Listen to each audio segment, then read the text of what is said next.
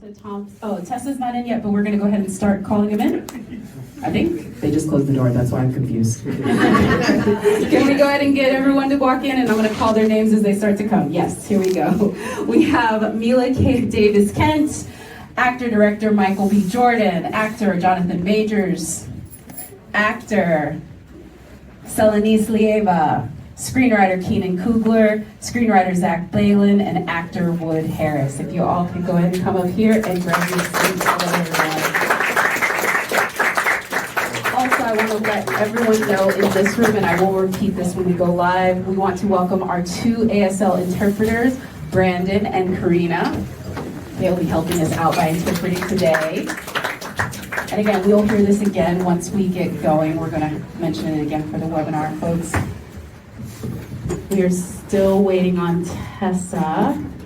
I think we are going to wait on her to walk in before we get started, correct, Evelyn? It's going to be surprised. No, we definitely have it. Go ahead. Or no? I think she's walking off the elevator, so let's just give it one quick second. Here we go. And Miss Tessa Thompson. Hello, ma'am. Good morning.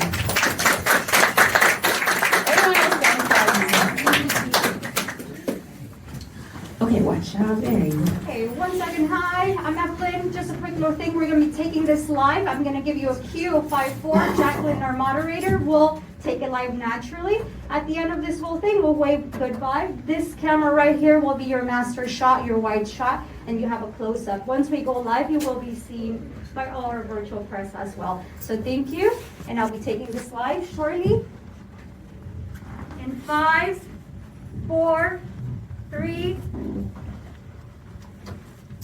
Hello, everyone, and welcome. My name is Jacqueline Coley, and it is my honor to welcome all of you to the Global Press Conference for MGM's Creed 3. I am welcomed here today by our actor, Tessa Thompson, actor, Mila Davis Kent, director and actor, Michael B. Jordan, actor, Jonathan Majors, producer Ryan Coogler will be joining us shortly, actor, Selenice Lieva, screenwriter Keenan Coogler, screenwriter Zach Balin, and actor Wood Harris. Everyone, welcome and congratulations on the film.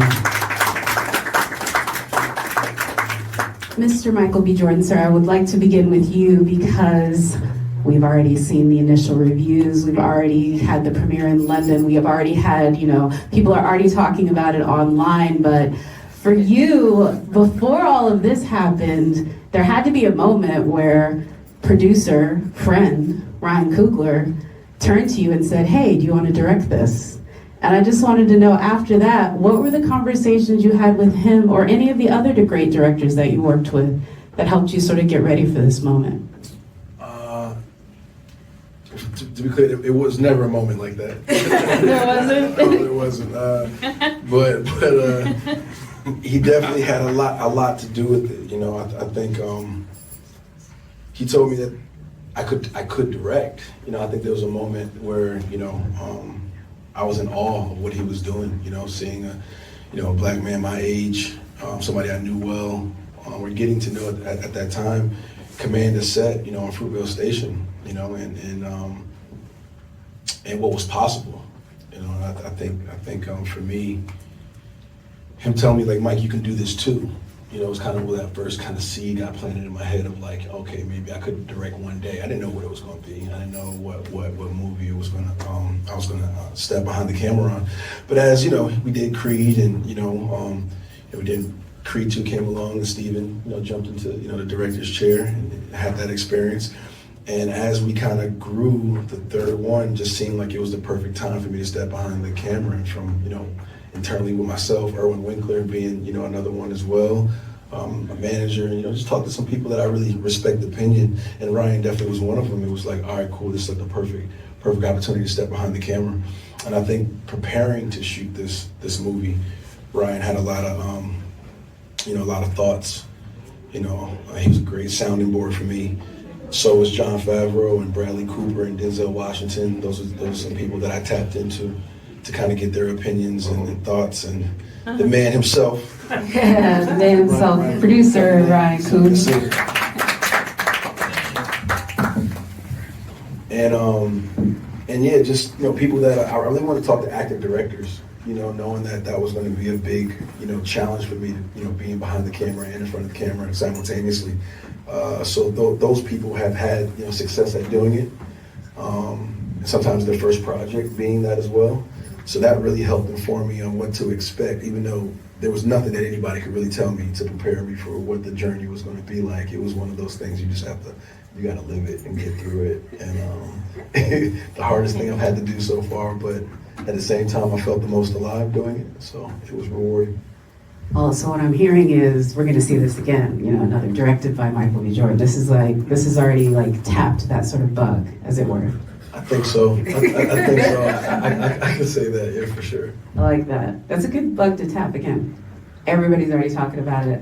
Also, if you're going to do this type of thing, it's almost like going into a battle. Of course, you would want to have one of, somebody that you've been to battle in before alongside. And obviously, I think in our interview recently, Tessa mentioned you guys were not kids, but you were kids when you first started this and you've moved further. I would just ask you, Tessa, you're in the unique position where you've now been directed by each of these different directors with Bianca. But with this one, what do you think about the colors that you guys brought to her in this chapter? Is it different look from her where she is in her career, their relationship? What would you say, Michael's direction? How did you guys approach it differently than even what you did with Steven or Ryan? Thank you for that. I think something I've always really enjoyed about making these films, and that began with Ryan and our work together, is I feel like I've always been invited to really be a co-author and to be so a part of the collaborative process of building Bianca together with them, and so it feels like I've gotten to continue to do that. I think the interesting thing over making these films over the course of, I've been saying 8 years, and then you told me the other day it's 9, Mike, right? It's insane, yeah. It's crazy. It's insane. It's crazy. Mm-hmm. I think the thing that I'm finding so fascinating is the ways in which our growth, our personal growth as people, gets to be communicated inside of the characters in a way, and that is a very unique thing. I mean, we're separate in a way, but I think some of the things that our characters are contending with and some of the things that Mike and I are contending with personally, we get to explore in the context of these films. And I think that's something that is really a gift. I think you're always hoping to get to make films and to be working on something that is also tasking you to ask questions of yourself. And I think in terms of some of the things that we're unpacking in this, which has to do with like, what does it look like to have successful partnership inside of your dreams? That's definitely a question we ask ourselves. The two of us, we get to ask inside of the context of making these films, like what does your personhood look like when it's not entirely tethered to what you do in the world or what you make or your success? What is success? Like those really central human questions that I think we're in a point in our lives where we're really asking. We get to also put inside of the script, or what does it look like to unpack masculinity? What does friendship look like? What does Black brotherhood look like inside of spaces that typically are competitive? I think all of those themes are really things that we get to tease out in developing these films, and I feel very lucky to get to work on something where there's an opportunity to do that.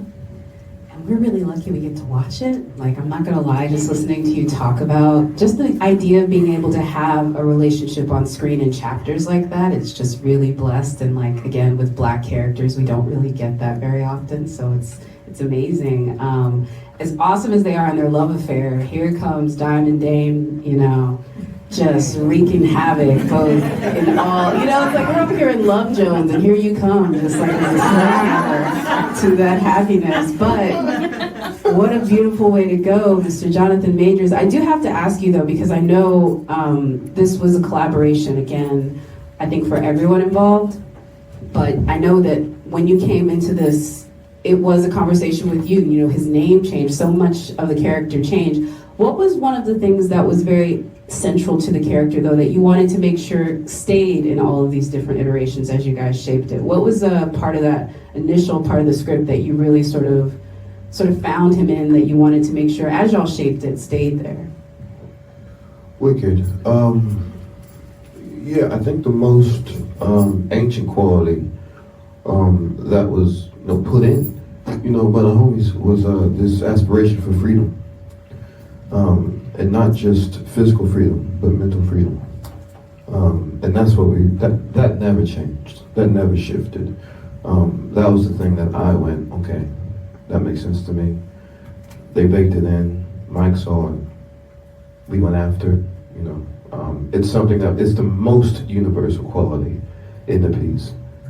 Second to that is brotherhood, I think, and that brotherhood becomes paramount because that's connected between our hero and me. So those two elements, and the changing of the name is all about implication. The idea that for those of you who don't know, what was Brandon? Let's ask the home. What was Brandon's last name at first? We gave him like A generic name. yeah. So his name was Brandon, and then Mike came and said, oh, dang, Brandon's wrong, David. And then whatever that generic last name was, it was up in the air to be changed potentially. And I said, well, how about Anderson? And Anderson is my maternal last name. It's my mother's last name. And that had to do with implication. I can't tell you, one of the highlights of the experience was when Mike said yes to that. And then when I walked in, the day of fighting, and yeah, we've done all our prep, and but still, I'm in a Rocky movie, I'm in a Creed movie, I'm about to fight Michael B. Jordan. It's on, you know what I mean? You're a little nervous. There's a little something going on, but you look out there and you see, Adonis, and you see Anderson, and that type of implication, that type of like, oh, we're here now. This is me. This is us. That was a huge gift from my director, and just kept the process more emboldened.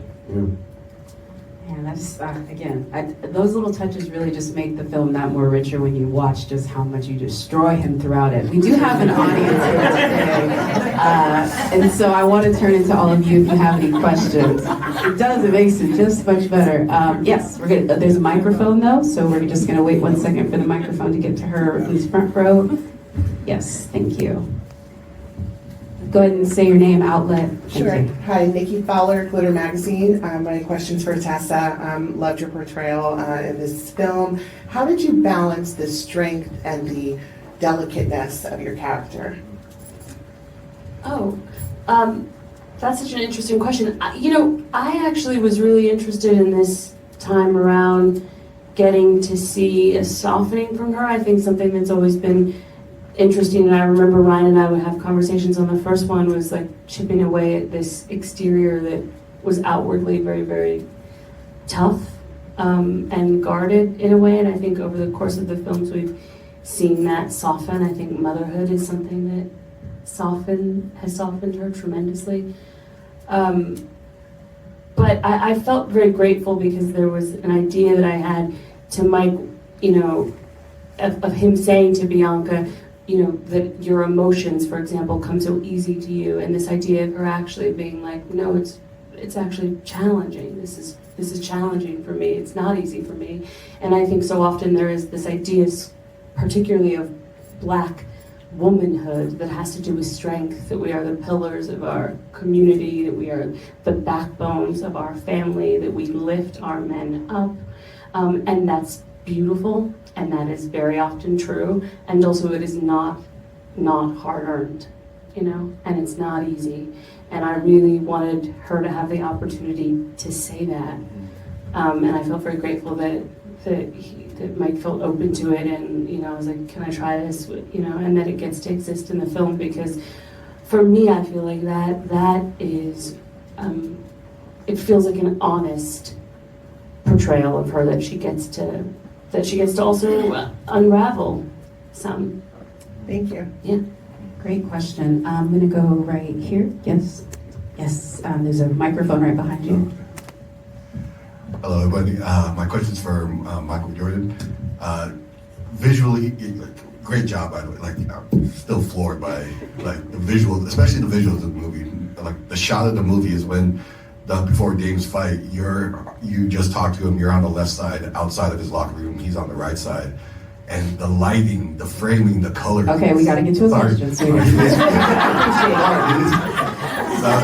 Keep going. I mean, I know he's like, I'm not that I don't want you to get a big head. I do, but there's also a time thing here.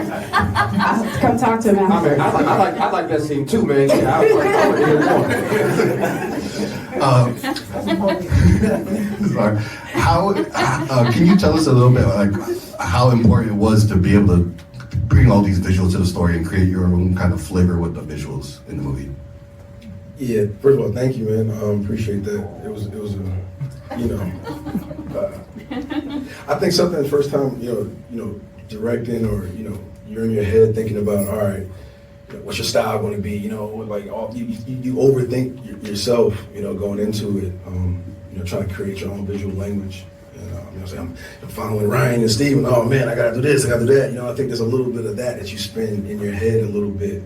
And I think something that you start to realize is that it's just showing up and being honest every day, you know, and then slowly your style will start to shape itself. You know, I can't even tell you what it is right now, but you know, the movie's done and finished with, I think that is a representation of just my truth. You know, things that compiles of like things that I watch, things that I like to look at, things that moves me in an emotional way, in a visual way, and I started to like put it together, with Kramer Morgenthau, my DP, who it's our third film that we've worked together. We have a shorthand. He understands the vision, what I'm trying to accomplish, and then me taking swings. There's some scenes and shots in the movie that I've like dreamt about. Literally, I've dreamt about. I've imagined, daydreamed in my head, and when you see it on screen, I'm like, oh man, like that's the type of gratification that you get out of that is crazy. So I mean, to just I guess simply answer the question, I just think it's a reflection of things that I think moves me and I think tells the truth, and it's what's necessary and needed for the moment. And that was one of those moments. Can I just ask this as a follow-up, because I've watched a lot of your interviews. If you did a director's commentary on just anime influences, could you do the entire movie? About 70% of it. 70% of it. I literally am not even that big of an anime head, and I was like, Crunchyroll needs to pay for the commentary track at some point. Even not intentionally, like this, I could find the correlation between the two for sure. The story, bro. Yeah, it's amazing. The visuals are amazing, though. I would say in the best way possible, just the way you would say the same thing watching a Tarantino movie and Kung Fu elements. It's really, it's visual. Right here, and then we're going to go to our virtual questions. Yes, right here. Hello, congratulations on the film. First of all, thank you for putting a Mexican-American finally in a boxing movie. There's so many greats that we've never seen. And secondly, this film is so tight as far as visually, there's no downtime. I actually forgot to go to the bathroom because I had to go, but I didn't have time. I was waiting for downtime, but this movie's just really, really tight. How did you guys work to get it just so, just flows, and like I said, there's no downtime. So to kind of just relax, it's just like, go, go, go. Is this for Michael? Michael and Ryan, how'd you work with the editors? Yeah. I'm still learning how to answer these questions.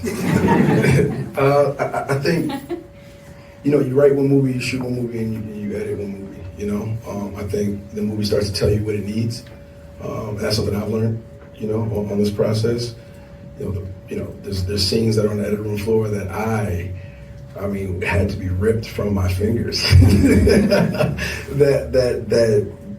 But at the end of the day, it does, when you worry about runtime and, pace, and you're listening to, test screenings and, cars and how people feel about certain things that are, it starts to take a life of its own, and you have to give it what it needs in order to be the best version of it. So I think, and then sometimes I hit Ryan in the middle of the night, hey man, what about this? Are you sure? Do I not need it? Okay, you sure? Okay, and getting that reassurance to somebody who's been through that process before, writing his baby, making his baby, and then having to, kill his darlings in certain areas is not an easy thing. So like getting that emotional support was extremely helpful, and getting a closer, unbiased eye, what I'm saying, that's not too close to it, was extremely helpful. And then the visuals are just, it's a reflection of things that I love and I like to see. And I was curious that if other people might be able, if they saw them, would they feel the same way? And hearing you guys' response and reaction is validating that. I'm just so grateful you didn't go to the bathroom during any of our emotional scenes. Thank you. I'm impressed. Thank you. Brian, real quick before I go to these virtual, is there anything you wanted to add to that? There's been a lot of talk about towards the stuff that you did before you came in. Is there anything you wanted to add as far as like what conversations you guys had during the post-production process? Not particularly. I mean, it was just great to watch Mike work, and it's super rewarding to be to support filmmakers. You know, it gives you a different type of creative fulfillment. You know, and I love it. So I was always happy to get the text messages or to come by, and you had a great editorial team. Performances were great, script was great. You know, I was just really, it was very satisfying experience to be involved and to help him realize his vision. Love that. We're going to go to the virtual questions here, and we're going to start with you, Mila, from Sean at Nerdtropolis. You threw some great punches in the movie and showed impressive boxing skills. Were you exposed to boxing before joining the film? And like your character, do you have any interest in the sport? Okay, well, no. Prior to the film, I didn't have any experience with boxing, and I wasn't really interested in it, to be honest. But Anne the Mitt Queen taught me a lot of technique. So my character, when I got the role, I realized that being a boxer was part of that character. And so that made me more interested in it because she was interested in being a boxer because her dad was. So after I started doing it, I realized, boxing is a lot of fun. I don't think I'm going to try to be a boxer in real life because I'm kind of scared of being hit, to be honest. But when I was doing it, I had a lot of fun, and I thought it was a great experience. I'm digging that. and she was such a fast learner. I think from watching and paying attention to McQueen and following instructions to a T, she picked it up extremely fast, and she's a natural at it. So, a lot of those, her technique and things like that were cultivated in a very short amount of time. But she's fearless, and there was nothing that seemed too big for her to accomplish. So she's really, really good. This one's going to be for Wood Sir. Kevin from Parle Magazine. Duke seems to know exactly how this story is going to play out before it does. Again, we should have listened to Duke. This is true. Why do you think he doesn't see a chance for redemption? Yeah, why does Duke know everything? Why didn't he see the redemption for Dame? It's the gray hairs, Wisdom. Just being close with a person and having a perception on the person, I believe, that would give you some insight on the future of what you believe may happen, and then when that happens, you get to be like, I told you so, or not. But yeah. Experience. No, it's true. And also in the previous Rocky films, dude, he was the same way. He always knew. That's true. Celanese, this is from Ava Coleman from Texas Metro News. Your character, Laura Chavez, is a boss. Facts. And how her character resembles how you take charge in your own life. Does her character resemble how you take charge in your own life? Sorry, I'm going blind. Oh yeah, no, absolutely. I'm a mama. I'm a mama bear, and I protect the people I love, and there's conviction when there's passion. You go for it, and that's what I loved about this character. She was written so well, and thank you guys. And the director here let me just do my thing, and I love that. I love that this movie, although when people think about a boxing film, they automatically think male, and the power of the man. But here is like the power of the women also exists in this film, from Mila's character to Tess to Laura. So I love that. I love that it's well-rounded and powerful black and brown people doing their thing.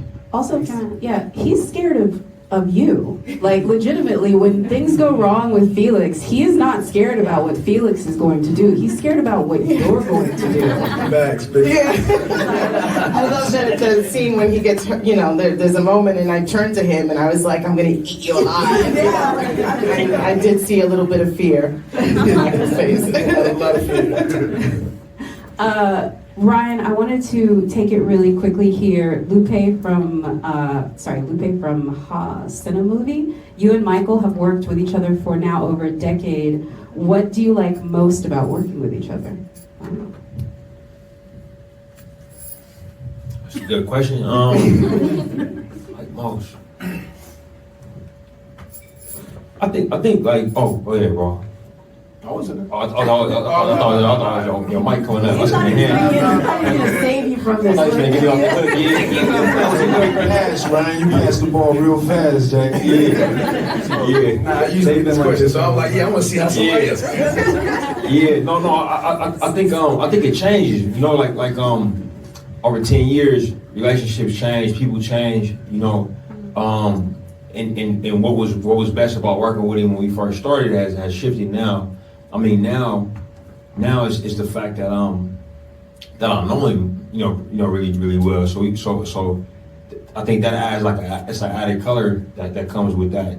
So when you know somebody, and you see them do something new and excel at it, it gives you a different type of joy. Like when I first met him, I knew he could act. You know what I'm saying? So it wasn't like, oh man, Mike did a great job acting. Like it's not a surprise, you know. But now and seeing him, oh, can he do a sports film? You know, can he do an action movie?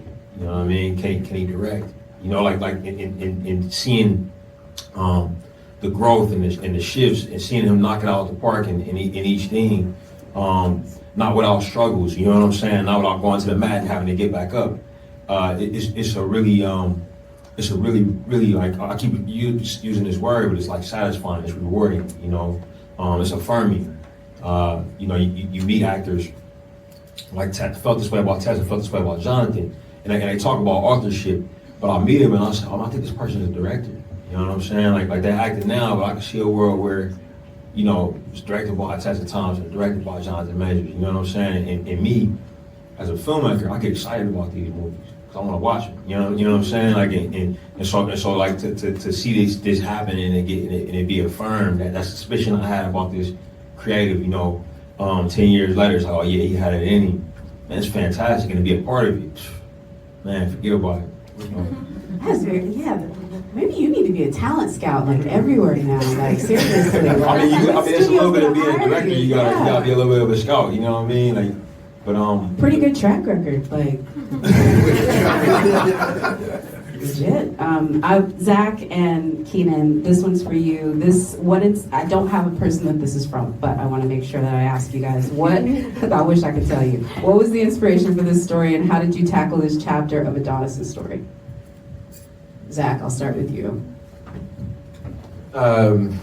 Inspiration. I mean, it was a very collaborative script writing process, and I think the inspiration came from a lot of places. It came from talking to Michael about what the next chapter of Adonis' life that he wanted to explore, and Bianca, and it came from from talking to Ryan about what was happening in all of our lives that we thought we could get out and really put into this movie. And then Keenan and I had this pretty amazing collaboration where we got to really just talk about what we thought was possible in a movie like this, and how we could make it personal for everyone involved. And I think that getting to work, there are not that many like franchises or films of this caliber where you get to work with these kind of actors and actually like make a movie that's about something.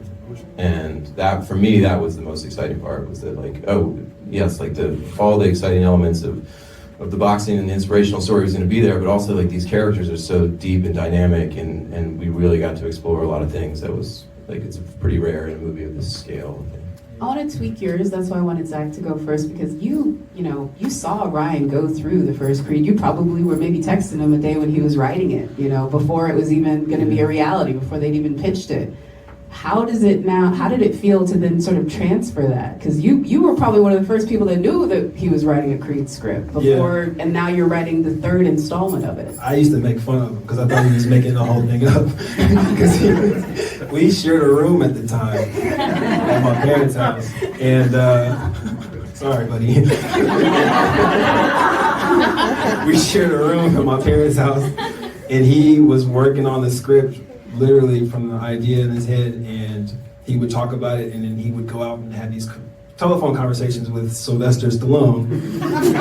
And he would talk on the phone, like, and he would like go down the street, and you would just see him pacing up and down the street talking. And I thought he was making the entire thing up. No fucking way, excuse my language, but no way would a Stallone even answer that phone call, right? And then I worked on the movie. So if you watch Creed 1, I'm literally underneath the ring in pretty much all the shots. So Ryan had to set up a little village that would be underneath the ring so that we wouldn't have to sprint off camera every take. And that was me. I was underneath there watching these guys create this character. But the funnest part, honestly, has been watching the character of Adonis change hands. But the entire time he is, you know, everybody who sort of had, and to Jonathan's point, implicated themselves in this character, they're growing up with him in real time. And it's really interesting because I've been working with these two for, you know, over 10 years now, and we've all sort of grown up with this character. So the scenes get super emotional because everybody's implicated in them. You know, when Adonis is struggling, it's hard not to imagine where that came from, you know, and I really love that this character has always been like equal parts Mike and Ryan. And Mike's been a big brother to me from day one, but like to now sort of be tethered by this actual character that people respond to, it just makes it that much more fun to write the character. And I'm a genre guy, so like I came in first day trying to pull Mike's references out of him. I know he likes anime, but I know he's not gonna always lead with that in these big scary rooms. I was the one that was like, no, tell him this from episode yes, up there. And we liked it, and we want to put this in the movie, and we believe it. This is some real nerdy stuff. I'm not getting off the Zoom until they know what episode of Dragon Z we're doing. Am I wrong? Honestly, this is so affirming because I was watching and thinking that, so thank you very much for affirming. I said if the Nets are going to run in that house, we're going to do it our way. Very affirming, thank you. Sorry for cursing, I get excited about this stuff. It's your show. You wrote it. We're going to go back to the virtual question. This is too much fun. I'm doing a bad job. I'm sorry. Tessa, this one's for you. Throughout the trilogy, Bianca plays a huge part of Adonis' successful career with her nonstop support, push, and love. How important is it to continue to showcase that having the right partner can help you achieve your goals, no matter how impossible they may seem? Wow, that's a lot, but that is a lot. So yeah. Yeah. You know, I think the truth is those partnerships can come in any form. With Adonis and Bianca, it happens to come in a form of romantic love. They're co-parents, but that's not for everybody. Not everybody has that. Not everybody wants that. I think the thing that I love about these films so much, and particularly in the first one, you really get to see Rocky and Adonis and Bianca make a little chosen family, you know? And that is the reality for a lot of folks. And so I think what I love about these films is they're about relationships, the relationship between mentor and mentee, the relationship between father and son, whether chosen or blood, the relationship between parents, the relationship between, you know, folks that have history that can stand to learn from each other and unpack their trauma. So I love that I get to exist in this with Mike and that we get to push each other and love each other in the context of these films and individually as friends. But I think it's really about whoever your partner is, whoever is in the ring, the proverbial ring with you. And that can take on so many forms. And sometimes it's just you in the ring alone. And that's okay too. Like sometimes it's gonna be that. And that's what I love about these films. Love that. Yeah, that's so good. And then there's a shot in the movie where it's just them in the ring alone. Wow, that's amazing parallels. Keenan wrote that for me. Christopher Gallarado from Hollywood Handle has for Jonathan, as Dame Anderson, and you inject a lot of physical and emotional energy into making your character unique to Creed's family history as well as the overall story. Were there any aspirations or inspirations you had for the character once you were solidified for the film? So I guess, did you have anybody that you were pulling from to shape the character? Yeah.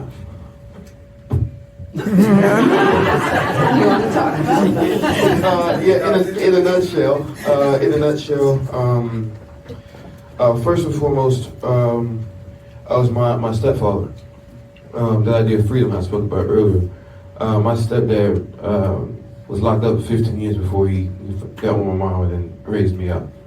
The ankle monitor situation, the PO, there's a box at the house. Like, I was the kid that was like trying to make sure Dad got home on time, before the parole officer got to the crib, and I watched it. I watched that happen. My stepdad also, Joe, I'm gonna say his name. He tried out for the Dallas Cowboys. I'm from Dallas, and made it to almost made it up to the Cowboys. He was in the second round, right? I watched that aspiration. I watched that hustle. I watched that dream that he had. There's a big part about that big hard shell, that young boy in it that had the aspirations to be more, to be free. So that's a big part of it. Probably 50. Not a big part, just half. And then we had the brother, Ryan's best friend, D-Lo, who was essentially my just touchstone. He actually had experienced very much the life that Dame had experienced. I got pictures of D-Lo standing, and how he stood. There's a certain decorum to the lifestyle that D-Lo just still had. Walked with it, talked with it. And I could check in with him at the top of the day. Every time we saw each other, we was talking that shit. It was like, I was like, boom, we was in.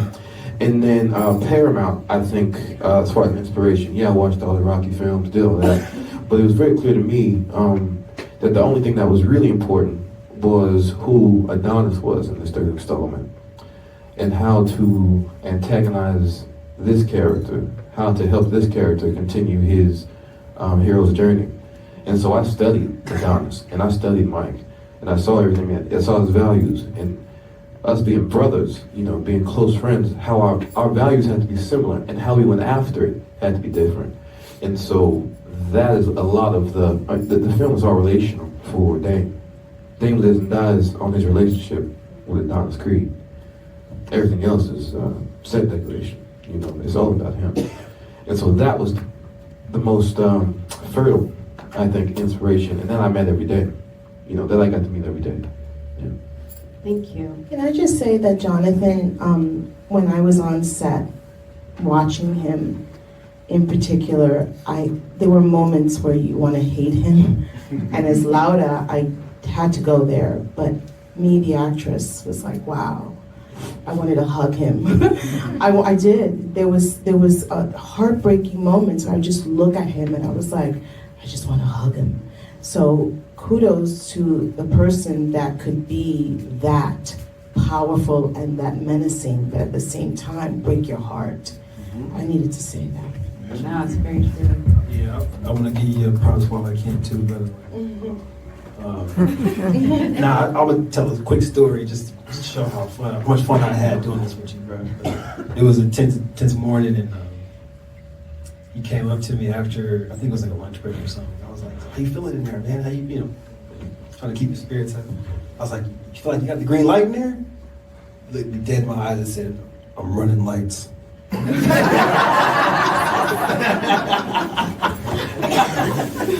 Yeah, that sounds right. And I walked away and I said, "He got it from here." I mean, if that is not the most Dame sentence out there, that is in the character, man. Facts. Okay, last question for you, Michael, sir. Lena Licaro from the LA Weekly asked, this is a true LA story. What is the significance of Los Angeles as a backdrop for the film in terms of how growing up in the city has shaped Adonis and Dame as people, but also in terms of where they end up, where they live, where they train, and ultimately where they fight the fight of their lives? Okay, there's a lot in that. I think first and foremost, from a franchise perspective, you've seen Adonis start in LA and then end up in Philly, in search of this, of this teacher, of this mentor, that's going to help him achieve the things that he needs to achieve in Rocky in Philadelphia. And having the second film be mostly in Philly, and then a little bit in Los Angeles, and then we end up in Russia. we never really had a chance to really establish Adonis' home. You know, what's his home base, what really shaped him. And since we were kind of treating this like an origin story, you know, and a sequel and a trilogy all kind of in one, we thought it was like important to make LA a character, you know, a homecoming of sorts. And then you break it down further, it's like, okay, cool, you know, what childhood trauma did they share? You know, who was his first protector? You know, who was his first, product? We're products of our environments. So we leaned into the reality of those environments, you know. Be from Crenshaw, you know, Adonis, you know, kind of Baldwin Hills-ish, you know, Beverly Bel Air-ish, you know, and that type of area that where black families lived and thrived, you know, that had money. Where would Apollo Creed be at, you know? We talked through those things.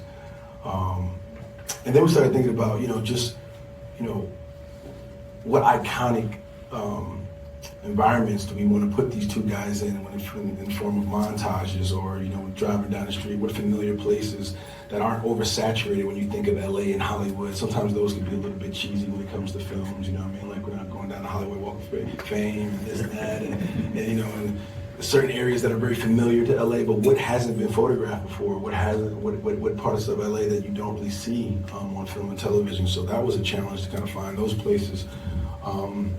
And ultimately, we ended up at one of the more iconic places, the Hollywood sign. So Just about to say. There's certain things you can't get away from, you know. And I think it served as a final kind of nail, you know what I'm saying, that I felt that Adonis needed, that I think the audience needed to see and feel. Like, this is, you know, Hollywood was his first like nickname that they gave him when he went to Philly, was Hollywood, you know. So it felt very poetic to kind of come back around in that type of way. So.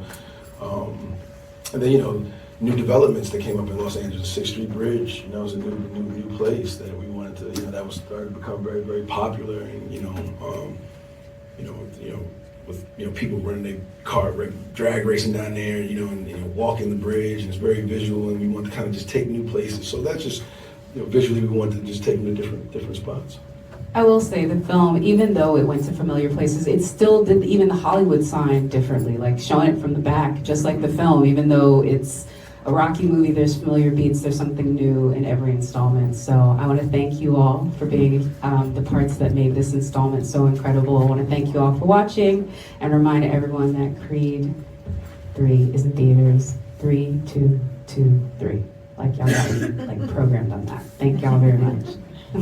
2, 3, 2, 3, right? Did I say it right? 3. Oh my God, I'm doing it wrong. 3, 3, 2, 3. Sorry. 3, 3, 2, 3. Sorry. Oh my God.